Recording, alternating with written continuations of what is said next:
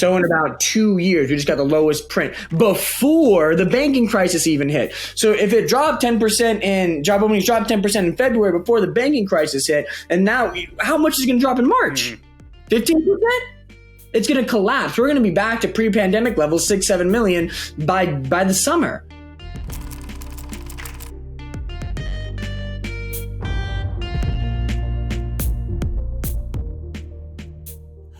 What's up, HGI investors, and welcome back to Hypergrowth Investing. I'm Aaron Davis, and as always, pleased to be joined by investment analyst Luke Lango. Luke, what's up today? Well, Aaron, I woke up today in a good mood. I woke up yesterday in a good mood. I woke up every day last week in a good mood. I'm in a good mood these days. My spirits are better than they were during the bear market because I don't think we're in a bear market anymore, Aaron. I think we are sprinting. No, not sprinting. We are grinding our way into a bull market. And, you know, some bull markets start with bangs, some start with a whimper. This one's starting with a whimper, but it's a bull market nonetheless, and it's going to bang pretty soon. So I'm very optimistic, very positive, very excited. Of course, as everybody's always told me, the direction of stock should not determine your mood, but when you're as invested in the game as I am, yeah, it's tough not to have it impacted a little bit. All right. Well, hopefully this positive attitude that you had throughout the bear market is just going to continue to soar through this beginnings of the new bull market into the rest of 2023. And I'm looking forward to diving into our topics in just a few moments. If this is your first time joining us, Hypergrowth Investing is the weekly podcast that picks the brain of investment analyst Luke Lango. Each week, we take an in-depth look at emerging tech and investment innovations, automation, clean energy, artificial intelligence, EVs, and more. Nothing is off limits. If you're joining us for the first time, we go up every Wednesday on YouTube, Spotify, Apple, Google, wherever you choose to listen to your favorite podcast. So make sure to hit like and subscribe to get Hypergrowth Investing as soon as it goes up.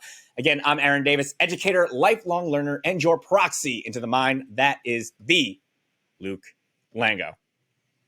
All right, Luke, a lot to talk about this week. And I want to start with the major market moving topics, then work our way down to some of the more stock specific stuff. First up, let's talk about the most recent big news that hit the tape, and that is the OPEC Plus emergency oil production cut. OPEC Plus announced over the weekend that they will cut their oil output by up to 1 million barrels per day to help support oil prices, and oil prices jumped 7% on Monday. Now, to be sure, the price of oil is still stuck just at around $80 per barrel. It was at $130 about a year ago.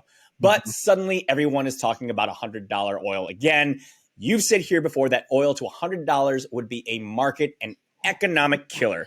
So first, are you worried about this OPEC production cut? Second, how does this impact your view of inflation and the markets? And finally, Fiton Kurdi, one of our fans, asked the question, should we be concerned about the recent surge in oil prices? Right. Yeah. Great questions. This is exactly where we need to start. In short, no, I'm not concerned about it at all. I think it's a cosmetic cut. Actually, what it is it is a cut to stop oil prices from dropping below 50. It's not a cut that's going to get you back to 100. It's not a cut that's going to get you to 90. It's a cut that got it to 80, and now it's going to flatline at 80, and I think it's probably going to go lower. Because the reality is the economy, the global economy is dramatically and rapidly slowing. That slowdown that we were expecting throughout 2022 that was going to get the Fed to pause its rate hike campaign that never really showed up is finally showing up in full force with everything happening at once. So obviously we had the banking crisis in March. And, you know, we've talked about it on this call before or on this podcast before. My expectation from that banking crisis, the real collateral effect, the real aftershock of that was going to be the banks were going to stop lending. And indeed, yesterday, the Dallas Fed came out with fresh data that showed bank lending volumes across the U.S. plunged in the last few weeks of March, absolutely plunged. And that bank lending volume is currently at its lowest levels since May 2020, when we were just clawing our way out of the pandemic. Banks are tightening up. Okay, that is a huge driver of economic demand. Banks lending money. It's a huge driver of spending. It's a huge driver of demand for oil. That spigot, if you will, has been turned not completely closed, but almost entirely closed. So you have that happening. Yesterday, same day that the oil price spike happened, right? Oil prices opened up. They gapped up 7% at the open. Stocks were down, and Treasury yields were up. Looked like a massive reinflation trade. Then the March ISM manufacturing report hit the tape, and boom, everything reversed. Oil gave up some of its gains. Stocks rallied off the lows. S&P and Dow finished higher. Treasury yields collapsed. The reinflation trade became the deflation trade again on the very same day that oil prices spiked, because that March ISM manufacturing report showed that the manufacturing sector of the U.S. economy, which is a huge demand engine for oil, is crashing right now. The headline index missed estimates and fell pretty big month over month. New orders index missed estimates and fell pretty big month over month. The employment index, very importantly, because remember the employment side of things has been very sticky, missed estimates and fell pretty big month over month. The prices index fell pretty big month over month and missed estimates as well. So across the board, that report was really, really, really, really soft. And it showed that the U.S. manufacturing sector is receding, contracting, not strong at all right now. And so oil price spike didn't matter. Market responded more to that report because people are starting to realize, well, wait, that production cut from OPEC it's not stimulative to prices. It's going to be more than offset by the demand weakening.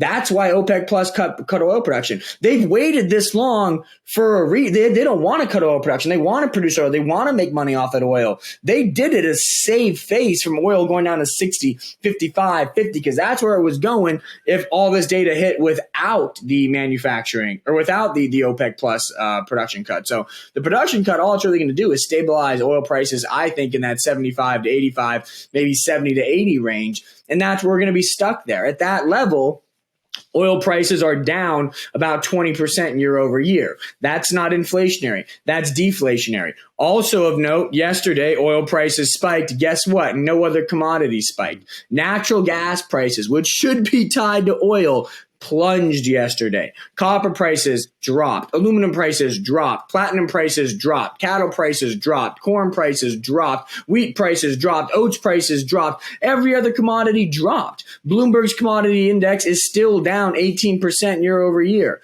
It's still down massively from just 2 months ago. So no, I'm not at all concerned about this oil production cut.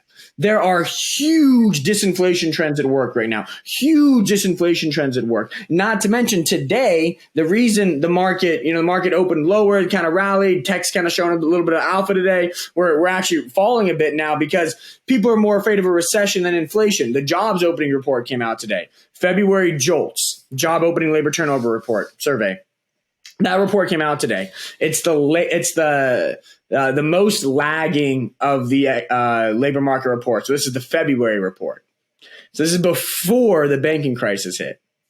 Job openings collapsed 10% month over month from January to February, one of the biggest collapses ever, to 9.9 million job openings, which is the lowest and the first sub 10 million job openings reading since I believe it was March or May. Now I'm getting the M months confused. Either March or May of 2021. So in about 2 years, we just got the lowest print before the banking crisis even hit. So if it dropped 10% in job openings, dropped 10% in February before the banking crisis hit, and now how much is it going to drop in March? 15%? It's going to collapse. We're going to be back to pre-pandemic levels, 6-7 million by the summer. There are huge disinflation trends at work in the economy right now. Those trends against the OPEC, you basically have a wave of disinflation and OPEC trying to swim against that tide with a production cut. Doesn't matter. Wave's going to keep going. Yeah, it'll create a little turbulence like it did yesterday. Oil prices spiked. They're down today. Oil is down today. So, and it's stuck at 80. So, yeah, I don't think that this is anything to worry about because the cut is going to be offset by what is a massive and strengthening disinflation wave, an unstoppable disinflation wave that is rippling across the global economy right now, but very specifically the U.S. economy. And then on top of all this, right, China is reopening, and that's going to normalize supply chains and help inflationary pressures as well significantly. So, no, I'm not at all concerned about the OPEC Plus production cut. And in fact, if you look at the historical data, so yesterday was a very unique day for oil in that oil is not a super volatile market on a daily basis. It jumped 7% at the open yesterday, more than 7%. That's a rare move for oil. It's only done that like, I think 8 or 9 times over the past 25 years where oil jumped more than 7% at the open of a trading day. Most of the time, about 80% of the time after it does that, it gives back all those gains and then some over the next 20 to 30 days because big jumps like that tend to be counter trend rallies in response to production cuts where everybody gets all hyped up about the production cuts and then they realize actually the production cuts are happening because demand is weakening substantially. So the production cut gets overwhelmed by weakening demand and oil prices then resume a downtrend. So usually big single day rallies in oil are nothing more than counter trend rallies that end up with oil continuing in a downtrend. So no, yes, I have said before that oil going to 100 would be a killer for the market and a killer for the economy and would crush everything, even oil and gas stocks, because it's going to create a massive recession. That's not going to happen because OPEC just did this production cut. And in fact, I think it's going to be damn near impossible for oil to get to triple digits anytime soon, given the massive economic destruction happening right now. The Fed hiked rates at an unprecedented pace throughout 2022. And we didn't feel any shocks, but you don't think those shocks were going to be felt at some point? At some point, when you go from 0 to 4.5, 4.75, 5% on rates, you're going to feel it in the economy. And we're feeling it now. We are finally feeling it. And this is how these things happen, right? They don't show up in a trickle. They show up all at once. The army just knocks on your doorstep. That's where we are. The army of disinflation, the army of economic destruction has arrived on the doorstep. And it doesn't matter what OPEC does, oil prices are probably not going to surge anytime soon, and inflation's not going to reaccelerate anytime soon. The trends underway in the economy, disinflation, labor market weakening, financial stress, they're very, very, very powerful. And they're probably going to last for a long time. So I would bet alongside those trends, alongside that wave, and not alongside this, one-time production cut. Congratulations, we rah-rah 7% in a day and move on.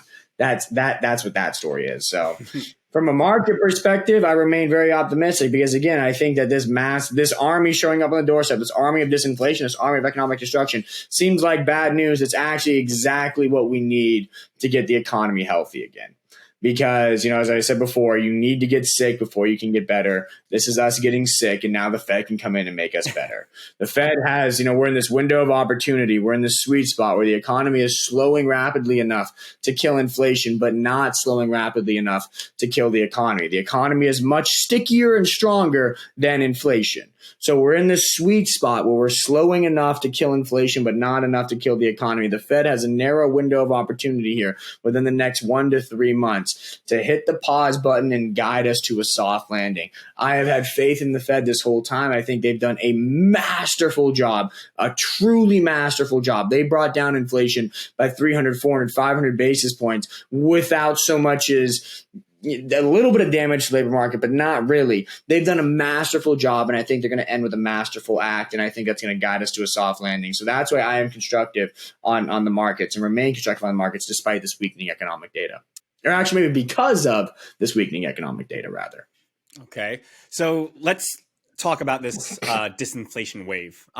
You're still seeing significant disinflation in the pipeline, but in your own words, that's really only one part of what you're calling the economic triumvirate that will get the Fed to pivot and spark a new bull market. Right. The other two parts, as you've already kind of stated, are the labor market and the financial markets. So again, are you seeing similarly strong signals there to strengthen the Fed pivot bull thesis? Yeah, exactly. Like I said, well, the labor market is absolutely weakening, right? We saw the job openings report for February. It absolutely crashed. And that's before the banking crisis. We talked about that. So March is going to be much weaker. We're seeing layoff announcements pile up. Yesterday, Walmart just fired 2,000 or announced intentions to lay off 2,000 fulfillment workers in its warehouses. So the layoff announcements, Disney just started their layoffs last week. So the layoffs are piling up. We saw the jobless claims rise last week. Now, again, jobless claims on an absolute level remain pretty low. But when you look at the data, the leading indicators of those headline jobless claims numbers are pointing higher. Specifically, one way to kind of gauge the health of the jobless claims numbers is to look at the state-by-state data and find the states that are the most economically sensitive states and see what's happening in those states. And if you do that and you look at sort of the top 10%, the most economically sensitive states, so the 5 or 6 most economically sensitive states in America, jobless claims in those states are absolutely soaring right now. They are going straight up and to the right. That's a leading indicator for nationwide jobless claims. Usually those states report spiking jobless claims and then nationwide jobless claims spike. So we're seeing lots of signs that the labor market is significantly deteriorating at the current moment, that these massive, we had the massive layoff announcements in tech in 2022. That didn't spread across the economy. Now it is. That was a harbinger of things to come. And so now we're at this point where the layoffs are spreading out and you're starting to see hiring slow, job openings come down, jobless claims go up, unemployment rates are going to start rising, job growth is going to slow, job creation will likely become job destruction. We're in that process right now. So the labor market weakening is definitely happening. But again, we're in that sweet spot where we're still adding jobs. Job openings are still high. Jobless claims are still absolutely low. So we're slowing, but we're not dying. And that is, again, that sweet spot, this narrow window for the Fed to guide us to a soft landing. Financial stress. Yes, multiple measures of financial stress are getting blown out. You look at yield spreads, you look at, the 10-year Treasury yield just by itself, that thing is plunging like a rock. 2-year Treasury yield plunging like a rock. That shows that bond investors, the smartest investors on the planet, in my opinion, are preparing for a big slowdown, preparing for financial markets to get tight. Like I said, credit spreads are widening, yield spreads are widening, default spreads are widening. And bank lending volume is collapsing, as we talked about earlier. So you are seeing financial market stress. And then big CEOs, bank CEOs like Jamie Dimon, JPMorgan CEO, just came out today and said this banking crisis is not over. There are more shoes to fall. The aftershocks can be felt for a long time.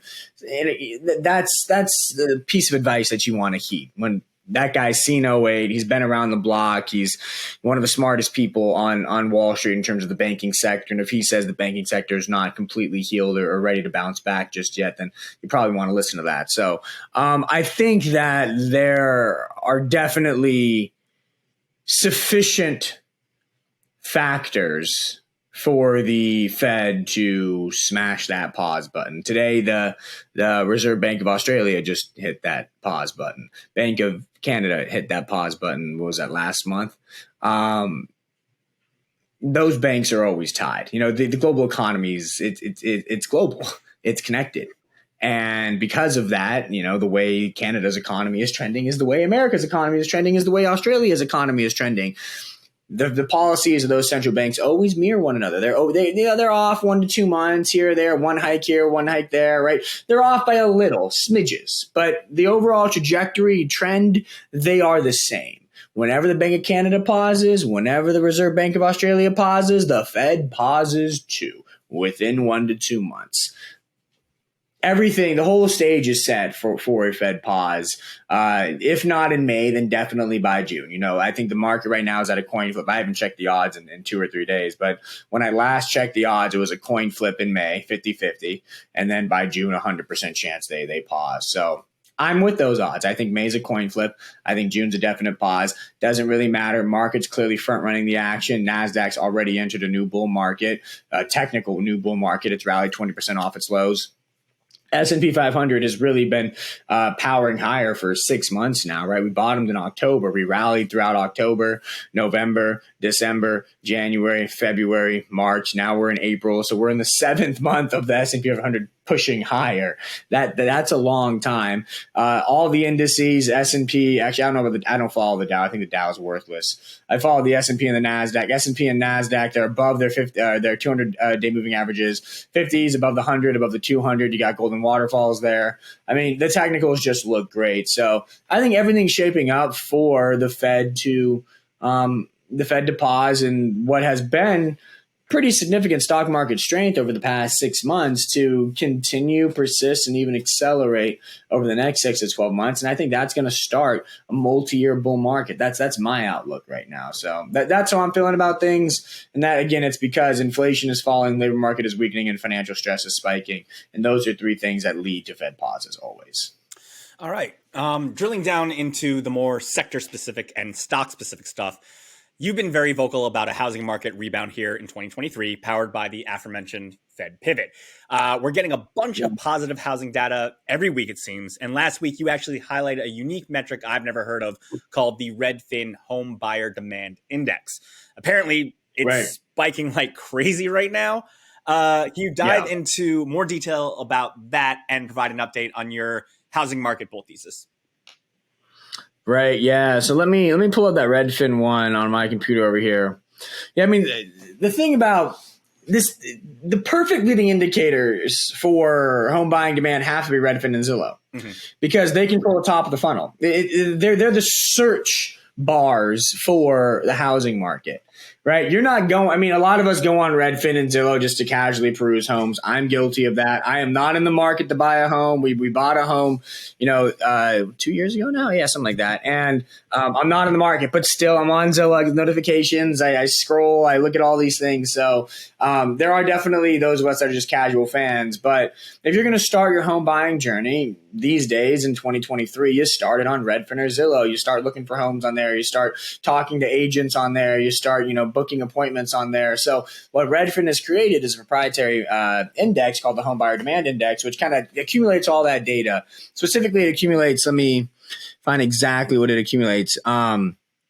Request to tour homes on the platform, make an offer on a home through the platform, and or start a home search with the Redfin agent. So it's those 3 things put together into a composite index. Yes, that index is spiking right now, and it's been rebounding all year long. It's at its highest since bottom in October 2022, and it's at its highest reading since May of 2022. So you're seeing what I would say the foremost leading indicator of the housing market in a 6-month rebound, spiking to levels not seen since the housing market was healthy back in May of 2022. And that tells me, hey, the housing market's back. Every single data point I'm looking at, existing home sales, new home sales, home builder sentiment, the Redfin leading home buyer market index or home buyer demand index. Look at the stock prices of Zillow, Open Door, Redfin, all the home builder stocks. The housing market is back, and it's back because mortgage rates.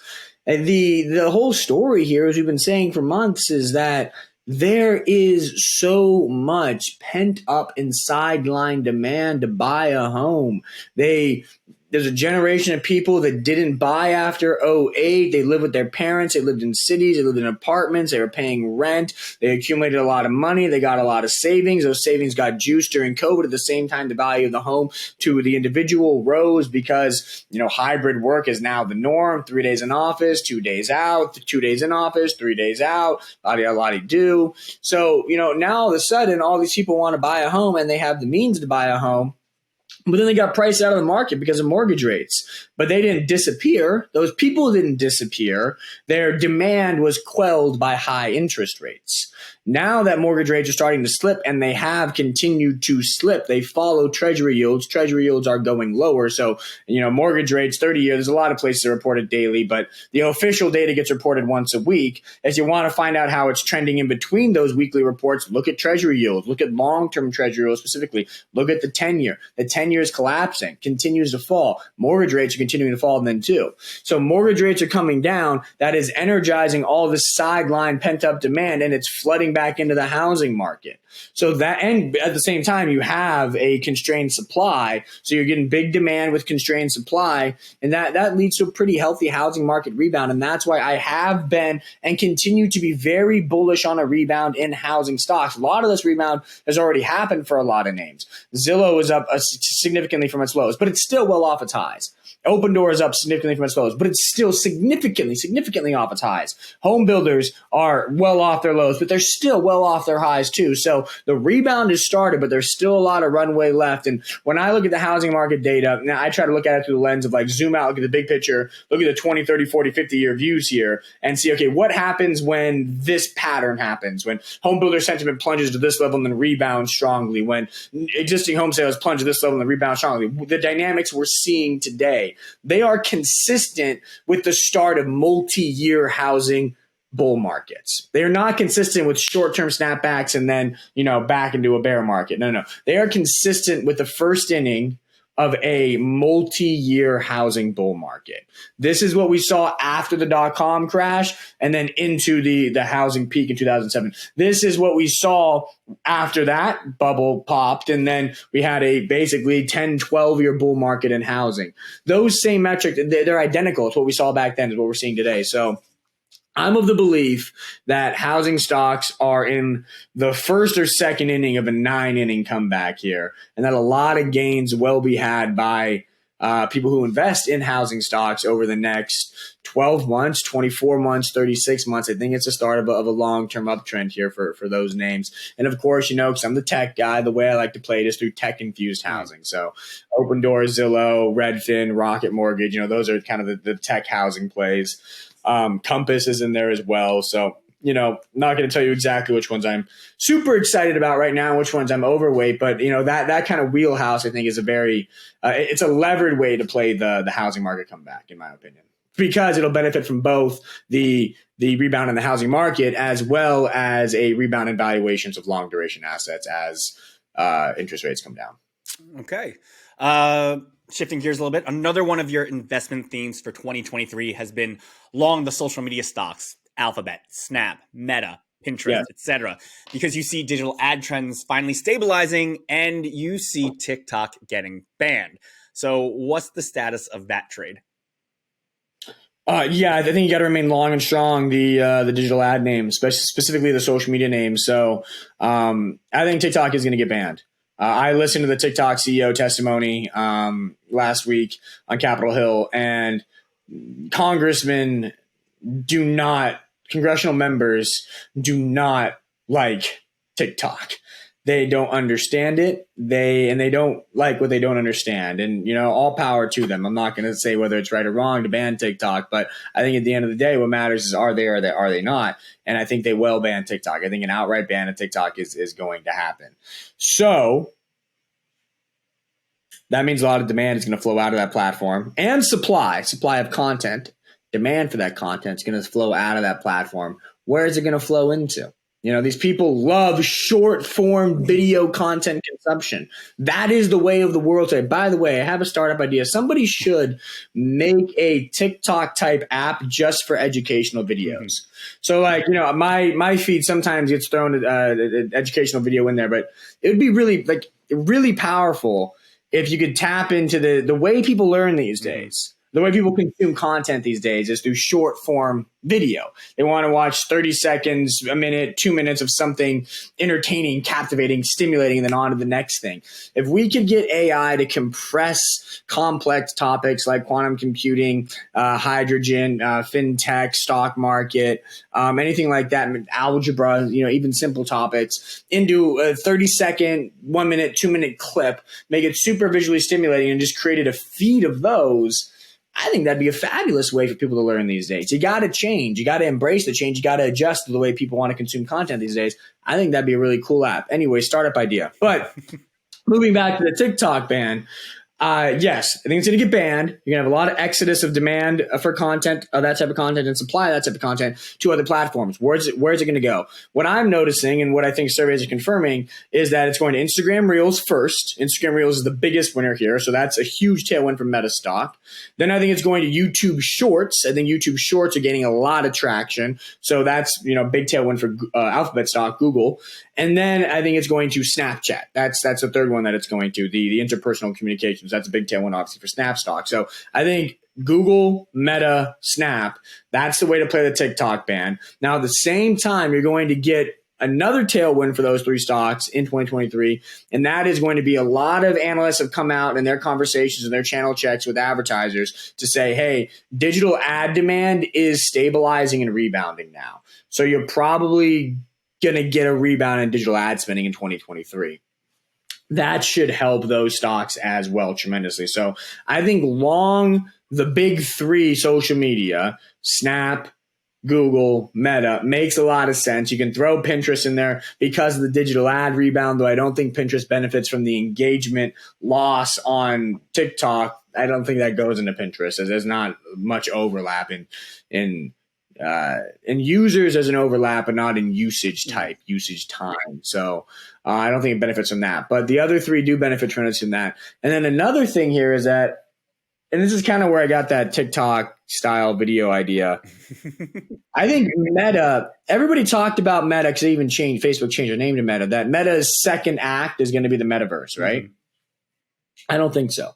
I think the metaverse is going to be their third act. And I think they're realizing that. They're shifting.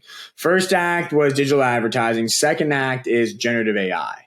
That I think Meta, so what's the problem with Meta? Well, Facebook can get boring because it's all user-generated content.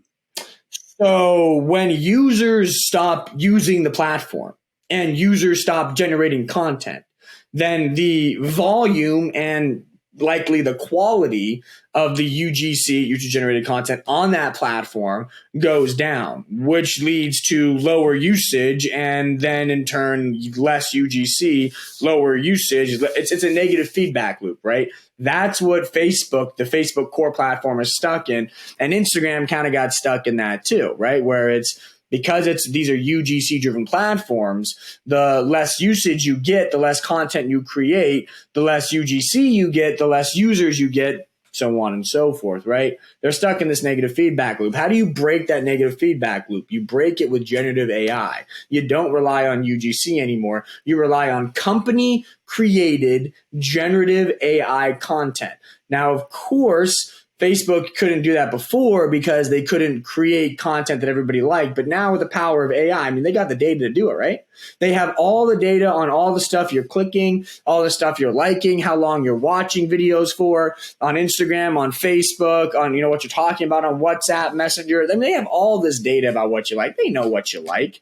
They can take all that data, your interest graph, and they can apply their tremendous amount of resources, their data engineers to that, create AI models and AI algorithms to then create generative AI content that you are going to like and that you are going to interact with, so they're not reliant on UGC anymore, as reliant on UGC. And that breaks the negative feedback loop of declining usage and declining UGC and inserts an increasing flow and supply of content in this flywheel, which should reduce user growth, reduce engagement growth, reduce time on the platform. And of course, advertisers, ad dollars follow eyeballs. So the more eyeballs and eye time on these platforms because of the new content, boom, the more ad dollars come in. So I think Meta has actually realized their second act is not the metaverse. That's the third act in 2025, 2026, 2027.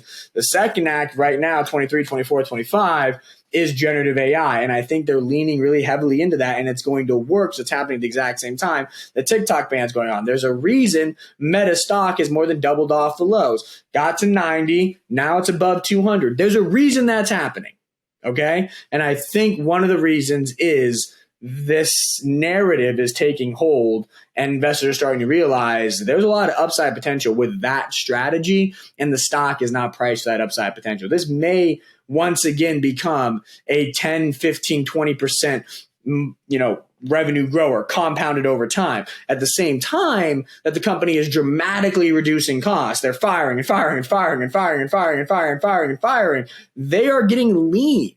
So they are executing a new growth strategy that could juice the top line while getting lean. That means big revenue growth, fat margin expansion. That's huge profit growth. We got bullish at Meta at 90, and we are not stopping our bullish tone now because we think there's a lot of upside still in the stock. And I think the same will go for Snap, and the same will go for Alphabet and all these social media stocks, because I think there's a lot of upside with leveraging generative AI to create entirely new streams of content for consumers to consume, increasing eye time, which increases ad dollars. So yeah, I'm still very bullish on these stocks, but the TikTok ban is just one of a myriad of reasons why I'm bullish on these stocks. Gotcha. I also want to dive into the hydrogen world for a bit, because one of your favorites in this space, Plug Power, it's been struggling. So can you comment as to why it's been struggling, and should investors stick with this stock? Yeah, so I think the hydrogen market in general has been struggling, and Plug Power stock has been struggling because the hydrogen market is developing more slowly than a lot of people anticipated. Bloomberg New Energy Finance they're the thought leader in this. They're the market research firm you need to have access to, or need to have access to the data in order to really understand this industry. They thought more than 1 gigawatts of electrolyzers were going to ship in 2022. In fact, probably only 800 megawatts of electrolyzers shipped. So, but much less than expected, and that's because of project delays, some short-term cancellations. So there's just a lot of the market's not growing as quickly. Now, still growing very, very quickly. Shipments are expected to double or triple this year in 2023, electrolyzer shipments. So the market is still growing very quickly, but it's going through, as all hyper growth markets do, some growing pains, and those growing pains are weighing on the stocks. Plug Power is the face of the hydrogen revolution, and therefore that stock kind of trades just with hydrogen market momentum. Hydrogen market momentum has been weaker than expected, so Plug Power stock has dropped. Not to mention, Plug Power has developed this infamous reputation of overpromising and underdelivering. It's what they do. It's so irritating as a long-term investor in the name, because they have these massive 5-year, 10-year financial targets that look achievable. I mean, they're very aggressive, but they look achievable, yet they consistently miss their near-term targets. And what are the long-term targets except for a bunch of the near-term targets piled on top of each other, right? If you miss all your near-term targets, you're never going to hit your long-term one. So all those reasons are why Plug Power stock has been weak. All those reasons are why a multitude of hydrogen stocks have not performed up to expectations in 2023. However, I remain very long-term bullish on the hydrogen market, because I do think hydrogen as a replacement for natural gas is the way the world is moving, is the way the world is shifting. And I believe there are a lot of legislative actions currently in motion which will significantly accelerate the movement, especially in 2023. And this summer, we should get more clarity on the production tax credit for clean hydrogen, green hydrogen in the United States. That'll be the first ever PTC for green hydrogen. So I think that'll really juice project development here in the U.S. I think, Europe is going to be very strong. We're seeing a lot of investments in hydrogen in Europe currently, and we're seeing a lot of big oil firms move into this space as well. So I think the long-term demand outlook, the long-term fundamentals of the hydrogen market remain very, very, very, very favorable.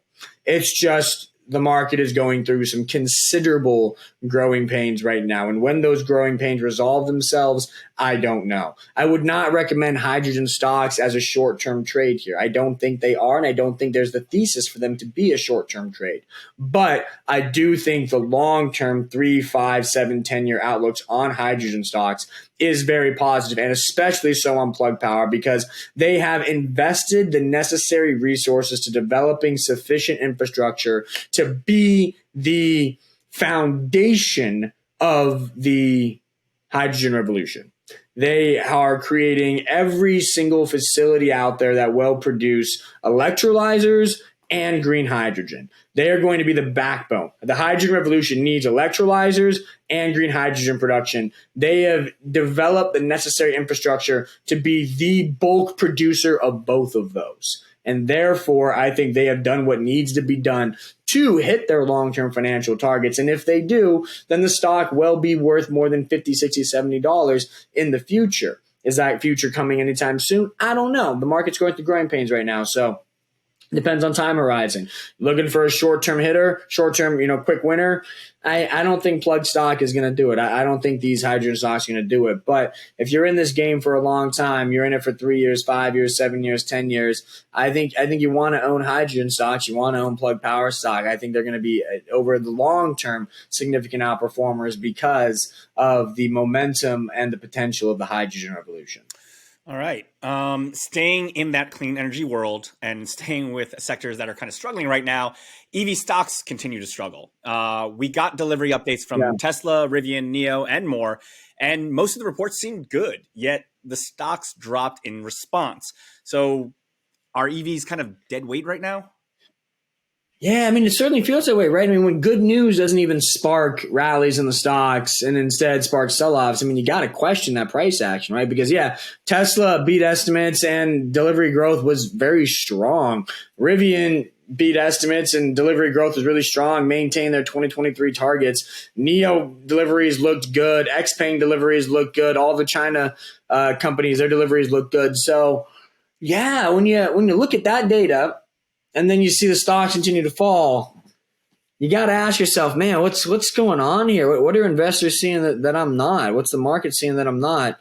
I think it's recession fears. I think that's what's going on with these names. Autos are not recession resilient. We think that just because they're selling electric vehicles, they're going to sell through a recession. That's not true. Electric vehicles have never been through a recession. COVID didn't count. Okay. The electric vehicle industry as we know it today has never been through a recession. Tesla didn't really start selling EVs. They were the first one really until 2011, 2012, 2013. That's after 2008, 2009. Okay. So, and that was at zero interest rates. So electric vehicles have one, never been through a recession, and two, never seen 4, 5, 6% interest rates.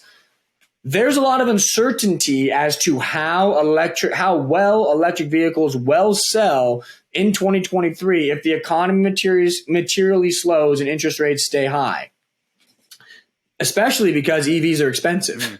They're at the upper end of the price spectrum of cars, right? We're not talking about, $20,000 vehicles here. We're talking about $40,000, $50,000, $60,000 cars, and in some cases, six-figure cars. So from that perspective, I think it is those uncertainties. How well will electric vehicles sell in 2023 against the backdrop of a dramatically slowing economy, a potential recession, and probably sustained high interest rates? Because again, my outlook is for the Fed to pause, not to cut. I don't think rate cuts are coming.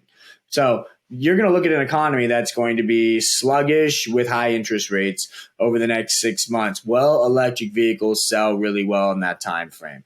I don't even know the answer to that question, but I'm in the game for the long term. And so I don't really care about the answer to that question because I'm of two beliefs. One, Rivian, Fisker, Lucid, and Tesla are going to be able to sell every single car that they make, especially the first three. Tesla, a little bit less so because they can make a ton of cars. But the other three, it doesn't matter what short-term demand trends look like. What matters is short-term manufacturing because they're going to sell every car. I mean, they've got backlogs. They got reservation backlogs. They don't need to worry about demand. They need to worry about making the cars. So I don't think near-term demand headwinds should weigh on those stocks, but I think they are. That probably creates an opportunity.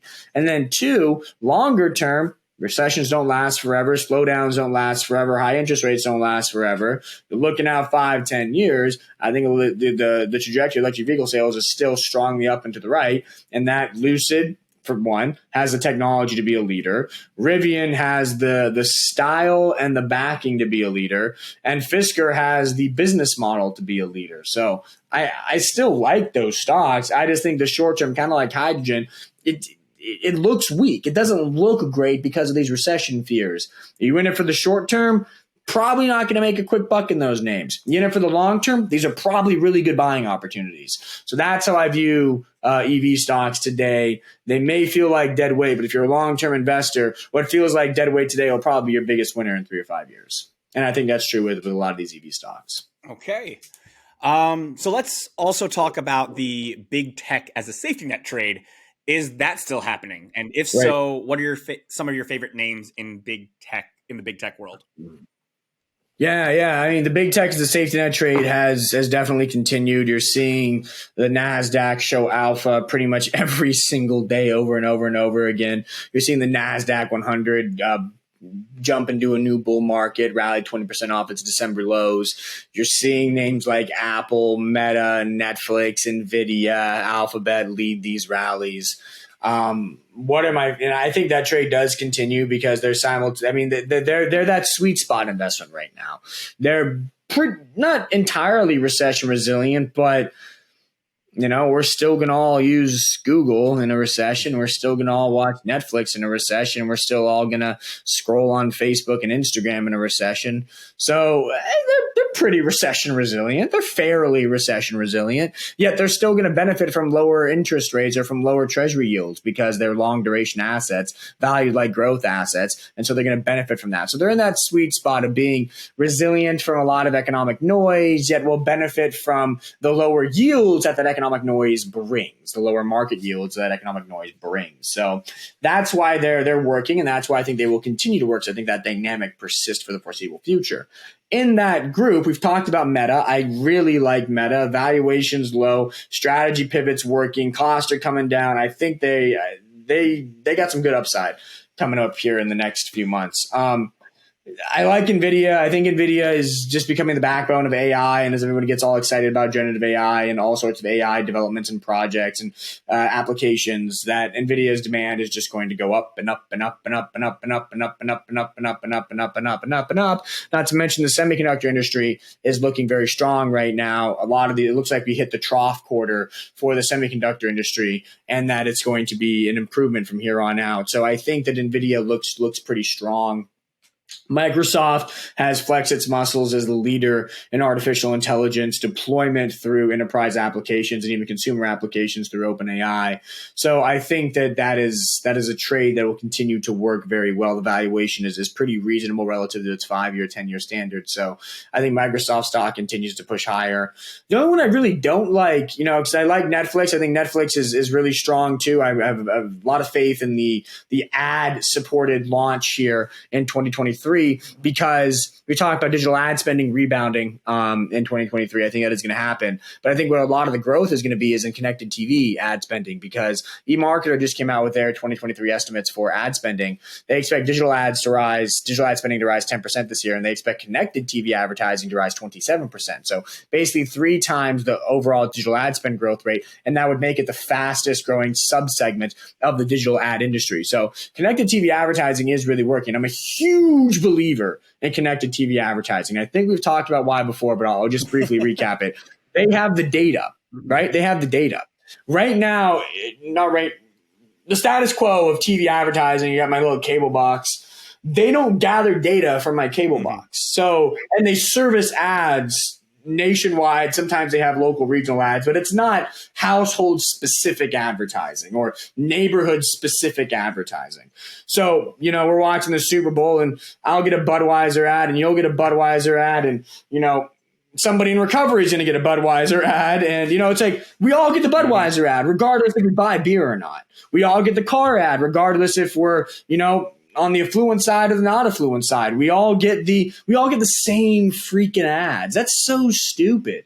That's the dumbest advertising model of all time. What digital advertising taught us, what social media taught us, what digital platforms taught us is targeted, directed advertising delivers significantly higher ROI than blanket advertising. And that's why every direct-to-consumer brand leverages platforms like Facebook, like Instagram, like YouTube to sell their products because that's where you can target people based on data. Why aren't we doing that in TV? Well, we are with connected TV platforms, with Roku, with YouTube TV, with Hulu, and now with Netflix. These platforms have so much viewing data. YouTube knows exactly what I want to buy through what I watch. I mean, I watch basketball videos, I watch workout videos, I watch finance videos. They know what I'm in the market for. They'll give me. That's how I bought my tonal. I bought my tonal through a YouTube ad. I was watching. I am a huge LeBron James fan. I love basketball, and they probably put two and two together. It was Christmas, the holiday season 2 years ago, and I kept seeing tonal ads every time I would try to watch a video on YouTube. And at first, I was infuriated, and then afterwards, I was like, "That's actually a pretty cool product." Went down to the local Nordstrom, tried it out, and boom, I became a buyer. That's the power of connected TV advertising. It can deliver the right ad to the right person at the right time. So that's why I think connected TV advertising eats up the whole TV advertising pie. Huge tailwind for Roku. Love Roku. They're also cost cutting, which is really smart because their problem has been cost structure. But I think Netflix has a lot of upside potential in 2023 through this ad launch and in the long term through that ad tier launch, because there are billions, tens of billions of dollars sitting in the linear TV advertising channel that will inevitably migrate to the connected TV channel, because linear TV advertising is the dumbest thing anybody could possibly do. Don't know why people spend money on Super Bowl advertisements anymore. Really don't get it. Like, I believe in 10 years, we will all be watching the Super Bowl through a connected TV platform. So, Roku will stream it through YouTube TV or through Sling or through something of that nature. And that there will be no such thing as national. Maybe once in a while there'll be national ad campaigns, but no, they'll all be directed, targeted campaigns for certain people. So we'll all be watching the Super Bowl and you'll be watching different ads than me. And my wife, if she's watching on a different TV, will be watching different ads than her friends who are watching it. Like, we're all going to be watching different ads. And that's smart, because when you scroll through my Facebook feed and I scroll through yours, we're not seeing the same ads. Makes no sense that TV works in the old fashioned way. But it's a huge shift that's going to happen. It's going to benefit Netflix, Roku, a lot of those connected TV advertisers. So I like Netflix a lot in the big tech world. The only name I don't really like in the big tech world is Apple, because Apple never got cheap, even in the sell-off. And I don't see the upside drivers. There's no innovation happening in the iPhone. The services and software segment, cool. But like, what software is Apple launching that's awesome? I think Apple Music sucks, but that's my personal taste. Spotify, that new DJ app, or the new DJ feature on Spotify, have you tried it? I have not. Try it. All right. Double thumbs up. That's how you use AI to enrich the consumer experience. If you've noticed Spotify stock, it's going up right now. It's going up and to the right. That stock's had a lot of momentum, and I think the big reason why is people started using that DJ and they were like, "Holy moly, this is what AI should be in 2023." So, and I've always thought, Spotify is the AI leader. In fact, my lead data analyst, as you probably know, has told me many times, and probably told you, I would only leave you, Luke, for one company, and that's Spotify, because they have the best AI team on the planet. So that's my lead data scientist, who's a physics major from Caltech and a very, very smart individual. So anyways, I adore Spotify's AI, but yeah, I don't see the bull thesis on Apple outside of it just being a defensive trade. It just feels defensive, like the new cash. And yeah, I guess that makes sense, but for alpha generation purposes, it doesn't make sense. So I like the big tech trade, but the only one I don't like is Apple, really. So yeah, that's where I stand on big tech. Okay. Final question. Symbotic. The stock has been on a tear, Luke. And before this podcast, I'd never heard of the company or the stock. So please give our newer viewers a quick recap of Symbotic, and then tell our newer viewers why this stock is on fire right now and just keeps soaring. Right. Okay. Question one. What is Symbotic? Symbotic is a warehouse robotics operator. So they've created a end-to-end system to automate an entire warehouse. So they come in, they take an existing warehouse. Walmart operates a warehouse. They'll come into that warehouse and they'll install their system to automate that entire warehouse, all the operations in that warehouse. That system includes inbound parcels. So they have the place where it's made. and then all these, items, a bunch of cereal boxes, a bunch of protein shakes come in an inbound parcel to the regional distribution center.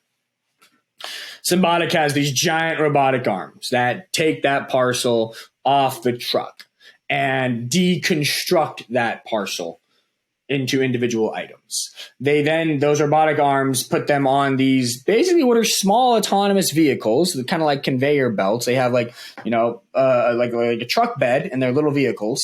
And they had now carrying all these individual items, individual cereal boxes, individual protein shakes, and they drive to the storage shelves where they then store those items in the appropriate place in the warehouse. The cereal boxes go to the cereal box place, and the protein shakes go to the protein shake place in that distribution center. So these little things, they drive over to the storage shelf. They have a thing where it can kind of go, it goes up.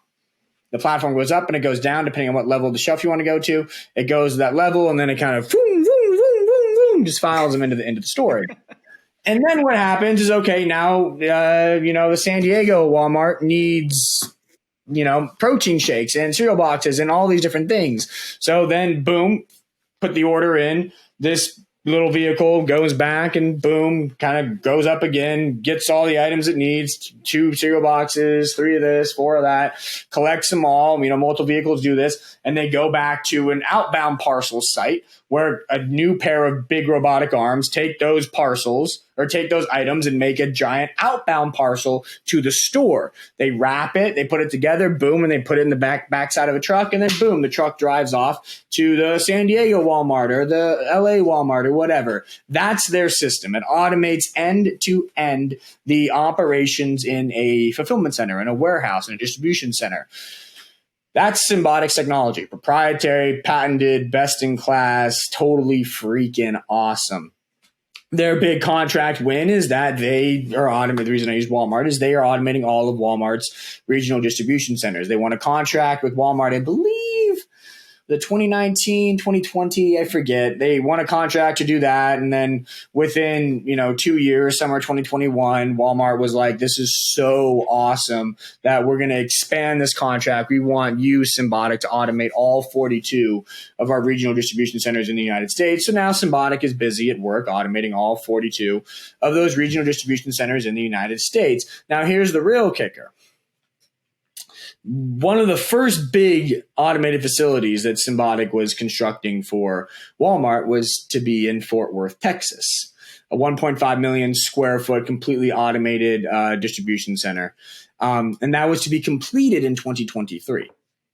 Walmart just announced yesterday 2,000 layoffs. 1,000 of those layoffs, half of them were from the Fort Worth fulfillment center. Doesn't take a rocket scientist to connect those dots. Symbotic is automating things, and then Walmart is firing people where the automation is already done. Walmart is bringing in the robots and firing the humans. And while a lot of people may think that's scary, this is the automation wave. That is what's happening. And Symbotic stock is up 170% from its November lows. Fantastic rally. Over that same time frame, the S&P 500 is up 5%. The Dow Jones is flat. Energy stocks are down 10%, and natural gas is down 70%. So there is clearly a trend happening here, and that trend is the automation wave. So that's why Symbotic stocks are really hot. Is I think people are trying to connect the dots and say, okay, wait. The AI buzz just happened. This is the way to play AI, and it's actually happening today. And Walmart's confirming that it's working through layoffs. They wouldn't be if I automated a warehouse and it sucked and it was not doing as well as my humans were, then I wouldn't fire anybody. Now, if I automate a warehouse and it's doing an amazing job, then I'm okay to let go 1,000 workers. I'm like, all right, here's your 2 weeks. Read in between the lines there. The Walmart firings at e-commerce distribution centers tell us that Symbotic's rollout is going really, really well. And so I think that's why the stock is performing really, really well. Like I said, up 170% from the November lows. So I really like Symbotic stock. A lot of longtime viewers of this podcast have known that I've been pounding on the table for it. on the table about it for a while now, and I continue to pound the table. And I think this is a very, very big long-term winner here. I think this is a future titan of industry. But one thing I do want to address before we kind of close here is robots taking jobs and this mass labor displacement that will happen as a result of automation. We've lived through tons of technological advancements like AI and automation over the past, several centuries, several thousands of years, millennia actually. And we're sitting at a 3.5% unemployment rate. So through the advent of the wheel, through the advent of the automobile, through the advent of the airplane, through the advent of radio and television, through the advent of the computer, the internet, through the advent of the cloud, through the advent of cryptocurrencies, through the advent of all these things, we've cycled through those innovations and sit at 3.5% unemployment rate today. Technological innovations don't displace human labor. They do, but on a net basis, all it does is create new labor somewhere else. It's a labor shift more than it's a labor displacement. And actually, in my opinion, the way I look at it is all these technological innovations do is shift society, everybody up one peg in Maslow's hierarchy. Right. So Maslow's hierarchy says, we have our base needs and these other needs. And so we kind of go up in terms of needs and what's really important. And as soon as we get one type of need satisfied, we don't have to worry about it anymore. We worry about the next week. Humans are always going to worry about things. That's just kind of in our DNA. So are we going to worry about food security and like my own safety and if I'm going to live the next day? Because that's where we were 2,000, 3,000 years ago. Or are we going to worry about, if, food at the store costs 10 cents more than it did 2 months ago? If, the filling up my tanks and it costs $80 as opposed to $60. If TikTok's going to get banned, what am I going to do? That's where we are. That's where our needs and worries are right now, because technological innovations over the past thousands of years have compounded to bring us up in Maslow's hierarchy. We no longer have to worry about base needs. Most of us no longer have to worry about base needs, and therefore we worry about things that are higher up on that hierarchy because our base needs are completely taken care of, completely satisfied.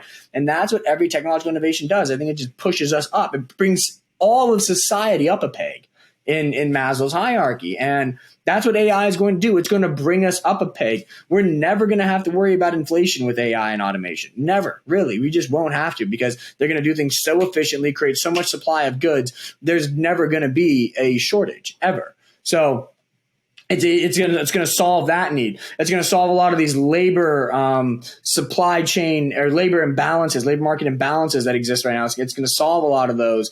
It's going to take care of, people are exhausted working double shifts, doing, waiting tables and nannying or whatever, like all these double shifts that are happening. People aren't going to have to do those anymore because robots are going to do those jobs. And that individual is now going to be able to go find a new creative outlet to express themselves and earn money through that expression. So I think that all this is really going to do is it's going to be a labor shift and a hierarchical need shift to a better place in society. That's why I'm not afraid of AI. That's why I don't think people need to be scared of robots taking jobs and all that stuff. Yes, it's happening right now, but I guarantee you the 2,000 or 4,000 people that got 2,000 people that got let go from Walmart are going to find work elsewhere, and they're probably going to find more fulfilling work in time. That's what I think technology does, is it creates an opportunity for society to graduate to the next evolution of quality of living and create up everyone's quality of living. So I like to make sure that it's not a primary concern of mine, but one of the concerns of mine is that I want my investments to not do bad to the world. Mm-hmm. And that's why I feel very confident in Symbotic. I don't think it's doing bad to the world. I think it's just pushing forward an evolution that with time is going to bring all of society up just a little bit. So anyways, I just wanted to close on that note, since we were talking about Symbotic and labor displacement, labor shifting. No, definitely glad to hear it. And that covers all our topics, but we do have a few fan questions this week, starting with Dave Nick, will SoFi use CBDCs in the future like banks, and will they be able to get them? Yeah, CBDCs are all the hype right now. I get CBDCs, but I don't get the hype around them because I don't think it's really going to be a huge thing in the future. I don't see the fundamental upside. Will SoFi do it? Maybe, to play with the trend. Does that can impact my thesis on them? No. Is that can impact the way I think about the stock? No. I like the stocks. It's creating an all-in-one finance super app that is flexing its muscles in the midst of a banking crisis by increasing FDIC insurance from $250K to $2 million, and whose insiders are buying it hand over fist. So that's why I like the stock. CBDCs don't really factor into my consideration of SoFi stock at the current moment, and I don't think they will in the future, even if SoFi does do it. So, I don't know. Does it matter? I don't think so. Okay. And our next question from MS. Any thoughts about Enovix? Enovix is a fabulous company. Okay. I'll be short for reasons related to just for reasons related to my publications and my newsletters and my stock picks. But Enovix is a fabulous firm doing very innovative things, and I think they have a very promising long-term future. All right. Well, great analysis for our listeners and HGI investors as always. Luke, any last words before we wrap today?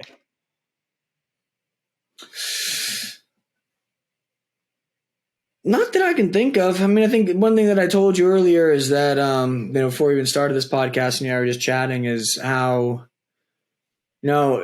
the entire duration of this podcast has been in a bear market or in a not bull market. It's been a sideways to down market, choppy, inflation, fear, all this stuff.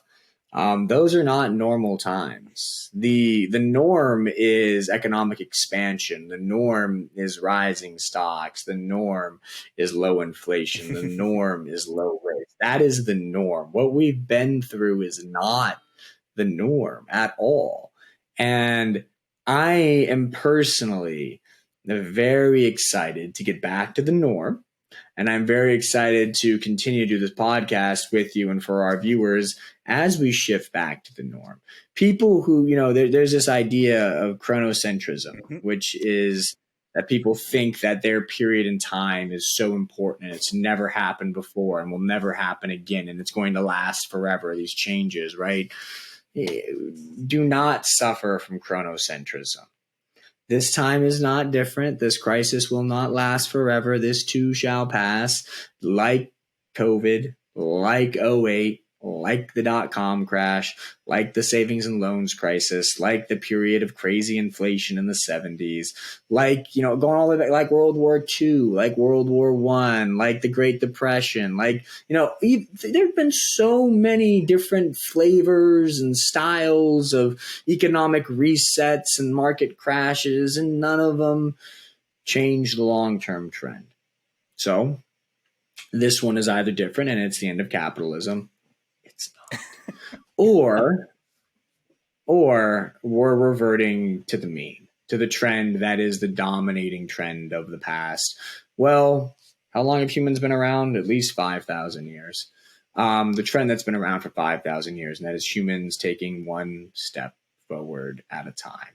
So I'm very excited about where we can go with our stocks and where we can go with this podcast and for our viewers. I believe that if the mean reversion isn't happening right now, I think it is. But if it's not, it's going to happen. And when it does happen, I will fully embrace it and be very excited to show readers how to profit in viewers how to profit in a new bull market expansion. Very poignant, Luke. Thank you very much. And thank you, everyone, for listening. Please, if you have any questions or comments for Luke, leave them in the comments section. We love to hear any feedback on any topics you'd like us to cover. And as always, to see if we can answer any of your burning questions. Please don't forget to like and subscribe, and we will see you all next week. Until then, bye all.